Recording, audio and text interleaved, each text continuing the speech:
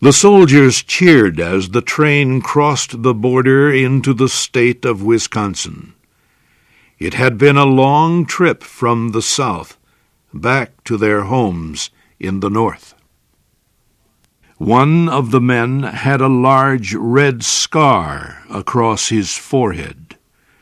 Another had an injured leg that made it painful for him to walk. The third had unnaturally large and bright eyes, because he had been sick with malaria. The 3 soldiers spread their blankets on the train seats and tried to sleep. It was a cold evening, even though it was summertime. Private Smith, the soldier with the fever, shivered in the night air. His joy in coming home was mixed with fear and worry. He knew he was sick and weak. How could he take care of his family? Where would he find the strength to do the heavy work all farmers have to do? He had given 3 years of his life to his country, and now he had very little money and strength left for his family. Morning came slowly with a pale yellow light. The train was slowing down as it came into the town of La Crosse, where the 3 soldiers would get off the train.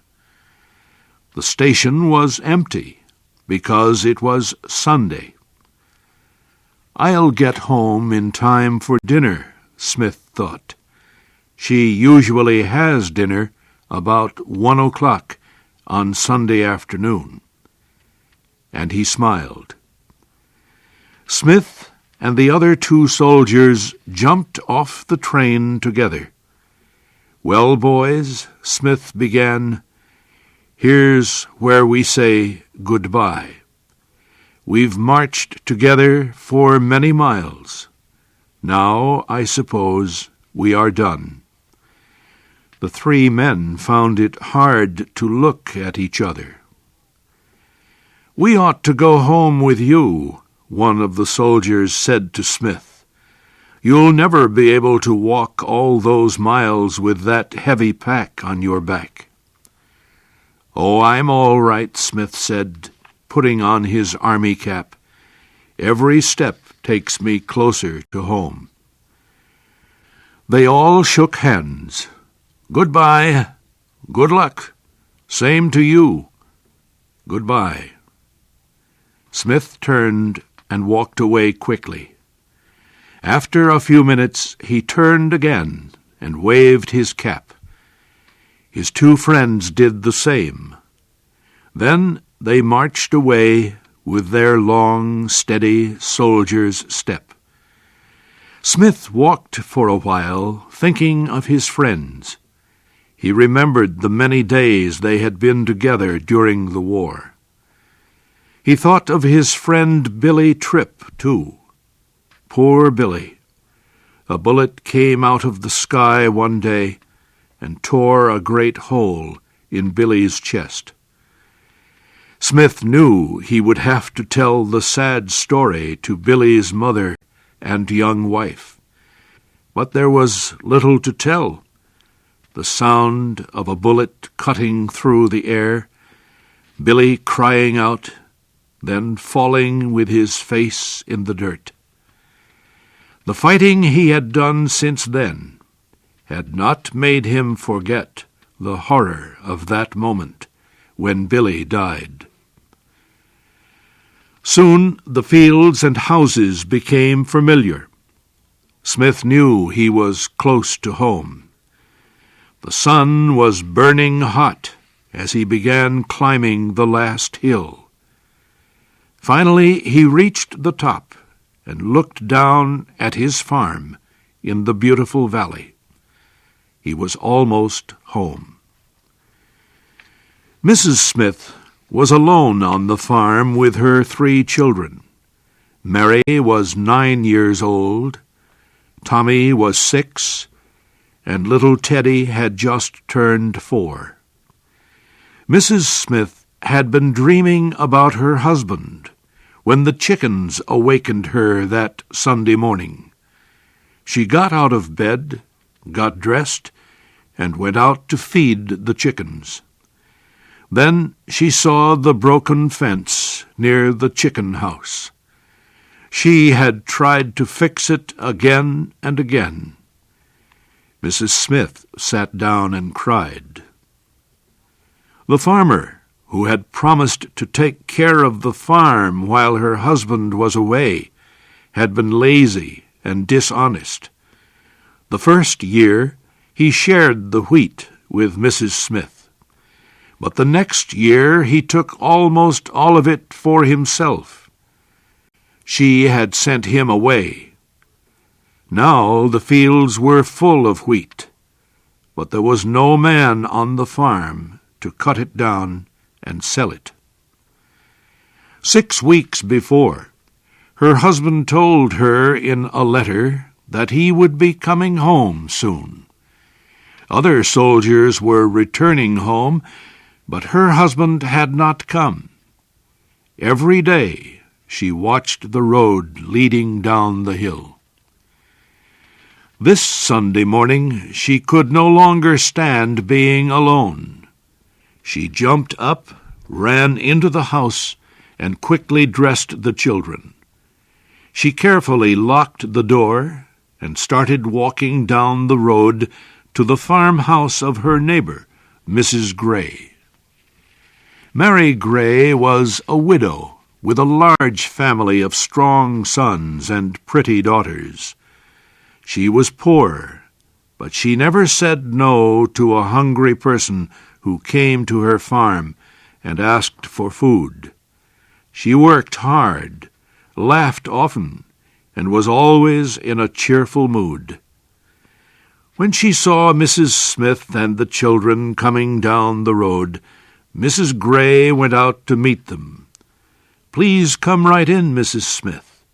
We were just getting ready to have dinner." Mrs. Smith went into the noisy house. Mrs. Gray's children were laughing and talking all at the same time. Soon she was laughing and singing with the rest of them. The long table in the kitchen was piled with food. There were potatoes, fresh corn, apple pies, hot bread, sweet pickles, bread and butter and honey. They all ate until they could eat no more.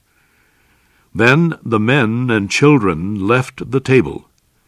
The women stayed to drink their tea. "Mama," said one of Mrs. Gray's daughters, "please read our fortunes in the tea leaves. Tell us about our futures." Mrs. Gray picked up her daughter's cup and stirred it first to the left, then to the right. Then she looked into it with a serious expression. "I see a handsome man with a red beard in your future," she said. Her daughter screamed with laughter. Mrs. Smith trembled with excitement when it was her turn. "Somebody is coming home to you," Mrs. Gray said slowly. "He's carrying a rifle on his back, and he's almost there." Mrs. Smith felt as if she could hardly breathe. "And there he is," Mrs. Gray cried, pointing to the road. They all rushed to the door to look. A man in a blue coat, with a gun on his back, was walking down the road toward the Smith farm. His face was hidden by a large pack on his back. Laughing and crying, Mrs. Smith grabbed her hat and her children and ran out of the house. She hurried down the road after him, calling his name and pulling her children along with her. But the soldier was too far away for her voice to reach him. When she got back to their farm, she saw the man standing by the fence. He was looking at the little house and the field of yellow wheat. The sun was almost touching the hills in the west. The cow bells rang softly as the animals moved toward the barn. How peaceful it all is, Private Smith thought. How far away from the battles, the hospitals, the wounded, and the dead. My little farm in Wisconsin. How could I have left it for those years of killing and suffering? Trembling and weak with emotion, Mrs. Smith hurried up to her husband. Her feet made no sound on the grass, but he turned suddenly to face her. For the rest of his life, he would never forget her face at that moment. "Emma," he cried. The children stood back, watching their mother kissing this strange man. He saw them, and kneeling down, he pulled from his pack 3 huge red apples. In a moment, all 3 children were in their father's arms. Together, the family entered the little, unpainted farmhouse.